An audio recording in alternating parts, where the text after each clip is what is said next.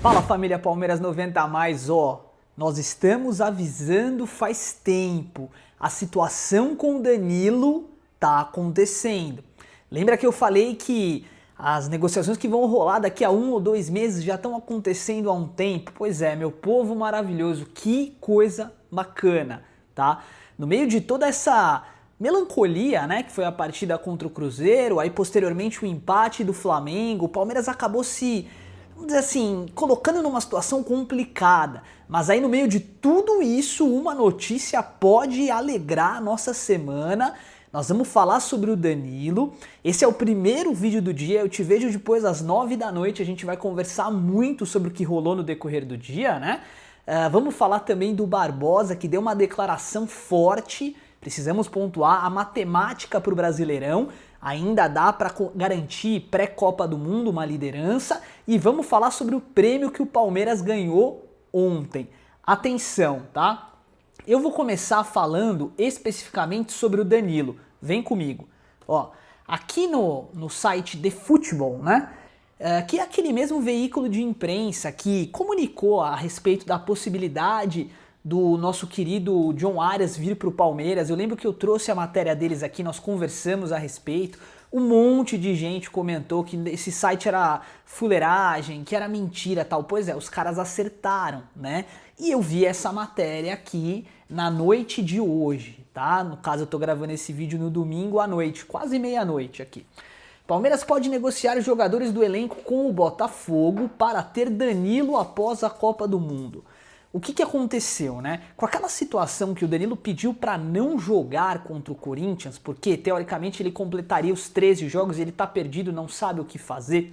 A gente fez alguns contatos aqui e analisou estrategicamente todas as notícias que saíram a respeito do Danilo, né? E gente, na boa, ele falou com o técnico do Botafogo, e isso tá na ESPN, tá?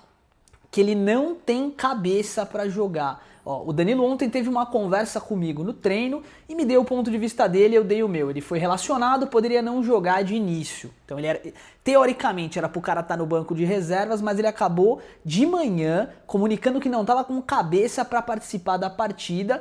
E sinceramente eu comuniquei à diretoria que não queria um atleta. Beleza.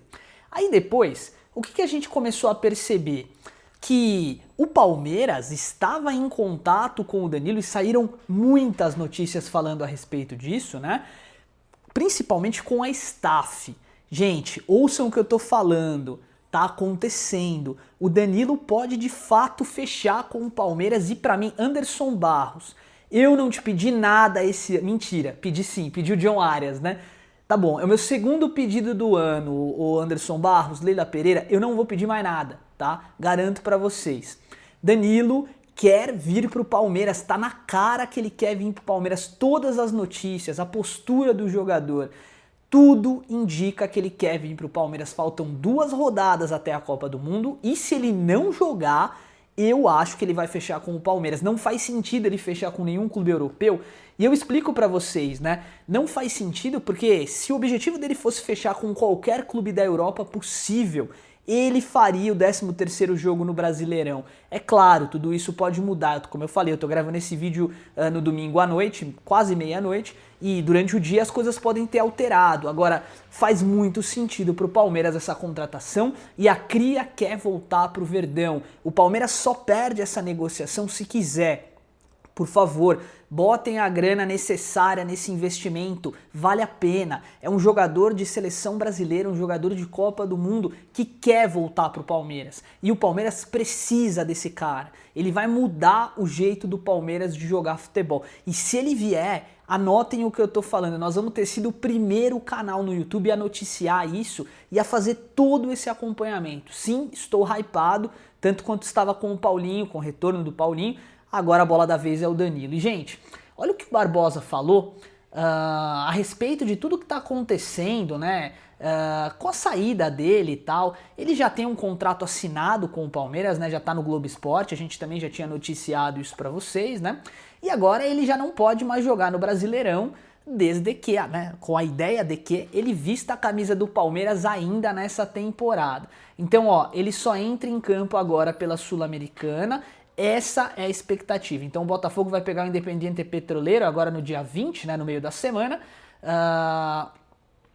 e o Caracas no dia 27 de maio. Então, teoricamente, serão os 2 últimos jogos do Barbosa, né? E aí ele veio a público hoje, e olha a declaração que ele deu, que polêmica, né? O clube precisava de dinheiro. Me ligaram falando que eu tinha que ir embora. Mercenário, eu não fui. Por que eu trouxe esse assunto pra gente conversar aqui, ó? Vamos ler na íntegra o que ele falou, né? Então, ó, o clube precisava de dinheiro, precisava pagar salário dos jogadores e ligaram pra mim, falando que eu tinha que ir embora porque a minha renovação no clube estava parada. Com a renovação travada, o clube decidiu que o melhor era me vender e falou pra mim, você tem que ir embora.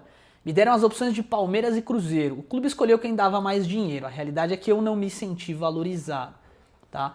Eu pedi a segurança de que eu não queria ser vendido quando eu renovasse. Queria ter a certeza de que não seria vendido, como aconteceu com outros jogadores. O clube não conseguiu me dar as 2 coisas que eu pedi. Olha que situação complicada, né? Vamos lá, vamos analisar a situação como um todo. Primeiro, o Barbosa me parece de fato ser um jogador muito sério, né? Muito sério, ele não queria sair do Botafogo, a tendência é que ele ficasse. Isso é um ponto positivo, então ele vem para o Palmeiras, ele vai defender as cores do Palmeiras de verdade, de corpo e alma, né? Agora, eu tô sentindo que o cara não queria vir. Não sei, Arthur Cabral falou muito bem do Palmeiras pra ele, inclusive o Arthur Cabral fez 3 no Corinthians, né? Jogou muita bola. E foi oferecido pro Palmeiras, tá? Foi oferecido pro Palmeiras antes de vir pro Botafogo, o Palmeiras recusou. Não sei, pra mim, negócio ruim, tá? Poderia ter trazido o cara, o negócio é bom, né? Eu me refiro assim, o Palmeiras tomou uma decisão errada, poderia ter trazido o cara, hoje a gente não tem atacante. Bom, e agora parece que o Barbosa, de fato, ele vem para o Palmeiras e ele vai ter uma barreira para enfrentar. A barreira refere-se à postura que ele adotou. Vamos lá, eu espero que o jogador venha de cabeça fria e que seja um bom atleta ali para o Palmeiras, tá bom? Meu povo, falando agora a respeito do Campeonato Brasileiro, 16ª rodada encerrada, e tá todo mundo já fazendo as contas para entender como o Palmeiras pode agregar e terminar, né, essa fase pré-Copa do Mundo na liderança do campeonato. Aqui tá o site senhorgol.com.br, recomendo que vocês entram aí, não é propaganda, tá? É porque é muito bacana o simulador deles aqui, tá? Então, ó, o Palmeiras tem 16 jogos contra 15 do Flamengo, certo? Legal. Desses 16 jogos que o Palmeiras tem, o que tá acontecendo pra gente, né? A gente tá 4 pontos na frente do Flamengo com um jogo a mais.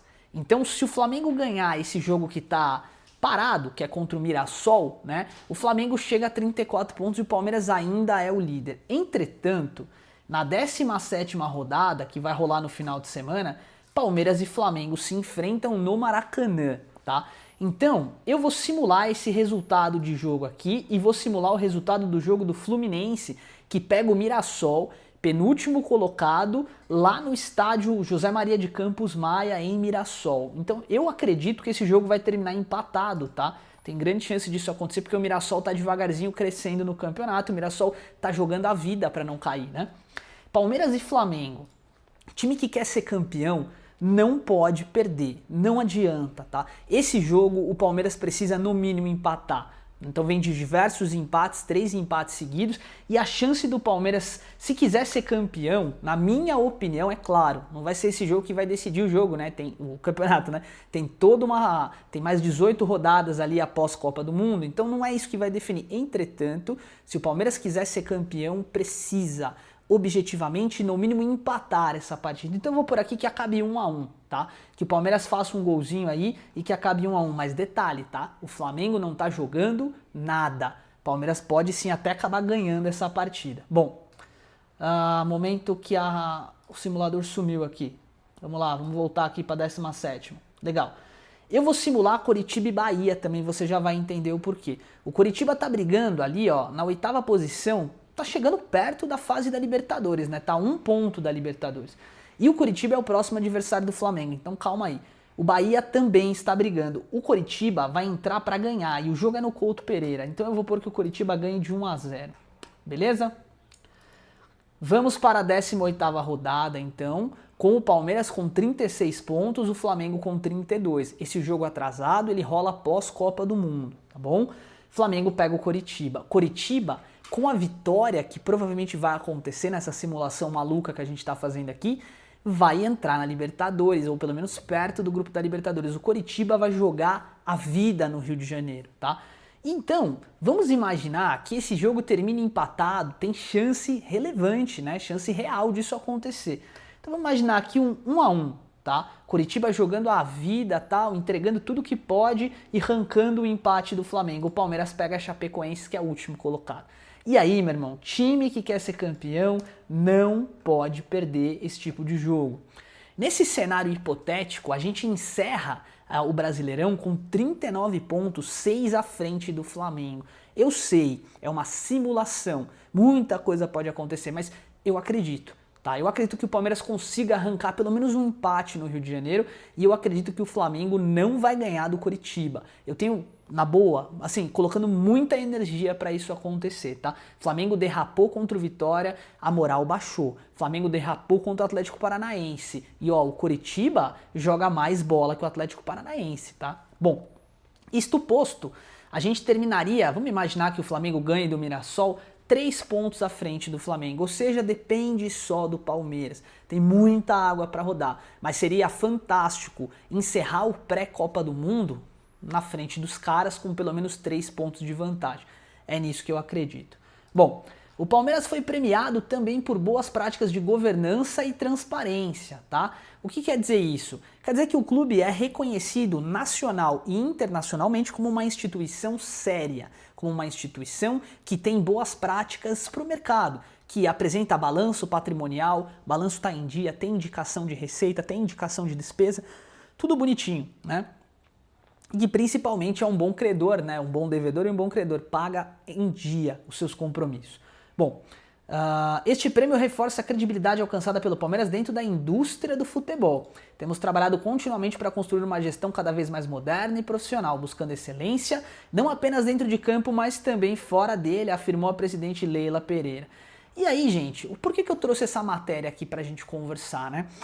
O Palmeiras ele tem feito um trabalho muito sério e muito firme, né, nas políticas de base. E nós falamos no vídeo de ontem, o Palmeiras tem uma base fenomenal, uma base que dá inveja em muitos clubes do mundo. E hoje o Palmeiras é, se não me falha a memória, o 4º ou 5º time do mundo que mais ganhou dinheiro com a venda de jogadores oriundos da base. Então, eu queria colocar esse assunto em pauta para a gente entender um pouquinho melhor. São mais de 100 jogadores formados, né, na base do Palmeiras. Nem todos eles terão espaço no time profissional e quem acompanha o canal aqui sabe o que eu vou falar. O Palmeiras tem uma política estratégica financeira sobre esse aspecto muito interessante. Tá? O Palmeiras mantém o percentual no contrato de alguns jogadores, a famosa mais-valia. Vende esses jogadores a um preço reduzido para times menores, como por exemplo um Fortaleza da vida, bota os caras lá e abre o cara para o mercado, para o profissional, porque ele não vai ter espaço. Por exemplo, o Mancha é um cara que eu gosto de lembrar sempre que foi para Fortaleza, depois Olympiacos, né? Ele não ia ser titular do Palmeiras, não tem como ganhar a vaga do Murilo, do Gustavo Gomes, do Fux, né? E o Palmeiras mantém um percentual, então vende por, sei lá, 2 milhões de reais, 5 milhões de reais, mantém um percentual em cima desse jogador, e aí quando o jogador sai do Fortaleza e é vendido para a Europa, o Palmeiras ganha uma bala, né? 20%, 30%, sem fazer nada.